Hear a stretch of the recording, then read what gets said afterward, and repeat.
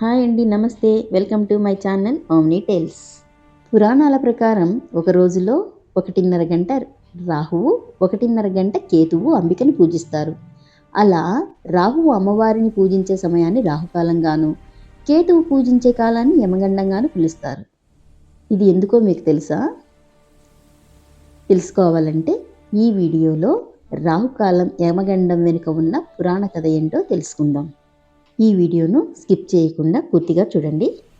ప్రాచీన కాలంలో రాహుకేతుల కథ అందరికీ తెలిసిందే. సూర్య చంద్ర గ్రహణ సమయాలలో మన అమ్మమ్మలు, నాన్నమ్మలు చెప్పే రాహుకేతు కథలు మనం వింటూనే ఉంటాం. ఆ కథను మరొకసారి గుర్తు చేసుకుందాం. దేవతలు, రాక్షసులు కలిసి పాలసముద్ర మథనం చేశారు. మందర పర్వతాన్ని కవ్వంలా, వాసుకి సర్పాన్ని తాడుగా ఉపయోగించి పాలసముద్రాన్ని చిలికారు.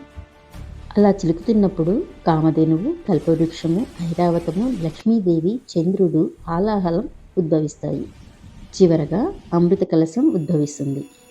అమృతం సేవించిన వారికి మరణం ఉండదు. కనుక ఈ అమృతం కోసం దేవతలు, రాక్షసుల మధ్య ఘర్షణ మొదలైంది. అప్పుడు విష్ణుమూర్తి మోహిని అవతారం దాల్చి దేవతలను ఒకవైపు, రాక్షసులను ఒకవైపు చేర్చాడు. దేవతలకు ఒక పాత్రలో ఉన్న అమృతాన్ని పంచుతూ, రాక్షసులకు మరొక పాత్రలో వేరొక పానీయాన్ని పంచుతూ ఉన్నాడు. ఇది స్వర్భాను అనే ఒక రాక్షసుడు గమనించాడు. అతను దేవతా వేషాధారణతో దేవతల మధ్య కూర్చొని అమృతం అందుకున్నాడు. ఇది గమనించిన సూర్యచంద్రులు విష్ణుమూర్తికి చెప్తారు. ఆ విషయం విన్న విష్ణుమూర్తి కోపంతో తన సుదర్శన చక్రాన్ని స్వర్భానుపై విసురుతాడు. సుదర్శన చక్రం స్వర్భాను తల నరికేస్తుంది. కానీ అప్పటికే అమృతం స్వర్భాను గొంతు వరకు వెళ్ళడంతో అతనికి మరణం లేకుండా పోతుంది. కానీ శరీరం, తల వేరుపడతాయి. అలా వేరుపడిన తల భాగం రాహుగాను, శరీర భాగం సర్పరూపమైన కేతువుగాను, అంటే రాహుకేతువులుగా మారతారు. సూర్యచంద్రులు రాహుకేతువుల రహస్యం బట్టబయలుపరిచినందుకు రాహుకేతువులకు సూర్యచంద్రులపైన కోపంతో రాహువును, కేతువు సూర్యచంద్రులను మింగేస్తారు. ఆ విషయాన్నే మనం సూర్యగ్రహణం, చంద్రగ్రహణంగా చెప్పుకుంటాం. స్వర్భాను శరీరం విడిపోయిన వెంటనే యమపాశం స్వర్భాను ఆత్మ ప్రవాహాన్ని పట్టుకునేందుకు వస్తుంది. కానీ రాహుకేతువుల యొక్క అసుర శక్తి అంతరిక్షంలో యముడికి వ్యతిరేక శక్తిగా మారుతుంది. దాంతో యముడు కోపంతో వారిని శపిస్తాడు. మీరు శాపగ్రస్తులై శాంతి లేకుండా సంచరిస్తారు, మీ వల్ల శుభకార్యాలు నిలిచిపోతాయి, ప్రజాపీడితులవుతారని శపిస్తాడు. అలా రాహుకేతువులపై శాప ప్రభావం పెరిగింది. యముడి శాపం వారికి మరింత బాధ కలిగింది.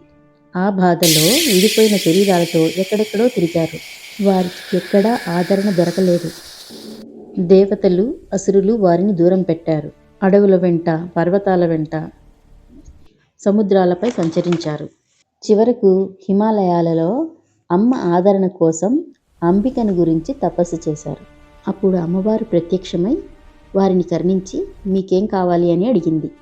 రాహుకేతువులు అమ్మవారితో, అమ్మ, మా స్వభావం మమ్మల్ని కాల్చేస్తోంది, మాకు నియంత్రణ ఇవ్వు, ఈ బాధ నుండి విముక్తి కల్పించు, మమ్మల్ని కరుణించు అని వేడుకున్నారు. అప్పుడు అంబికాదేవి వారికి వరమిచ్చింది.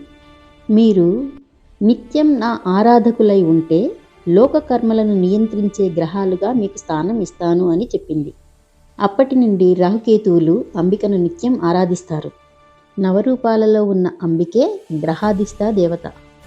రాహుకేతువులకు స్వయంగా అనుగ్రహం ఇవ్వగల శక్తి లేదు. అందుకే వారు శక్తిని ప్రసాదించే తల్లి అయిన అంబికను శరణు కోరి పూజిస్తారు.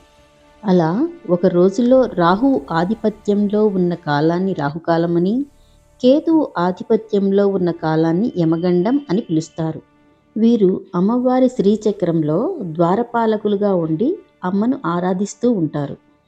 ఈ గ్రహాల ప్రభావం ఉన్నవారు రాహుకాలం, యమగండం సమయాలలో అమ్మవారిని ఆరాధించడం వల్ల రాహుకేతువుల ప్రభావాల నుండి ఉపశమనం పొందవచ్చు అని చెప్తారు. ఎందుకంటే వారు దేవి చేత నియమించబడిన గ్రహాలు. దేవి మాత్రమే వారి ప్రభావాన్ని తగ్గించగలదు. ఇది రాహుకాలం, యమగండం వెనుక ఉన్న పురాణ కథ. ఈ కథను నేను విని మీతో పంచుకుంటున్నాను. నేను పురాణాలు చదివి చెప్పింది కాదు. ఈ కథ మీకు నచ్చినట్లయితే ఒక లైక్ చేయండి, షేర్ చేయండి, సబ్స్క్రైబ్ చేయండి నా ఛానల్ను. అలాగే ఈ కథ మీకు ఎలా అనిపించిందో కామెంట్ చేయండి. నమస్తే.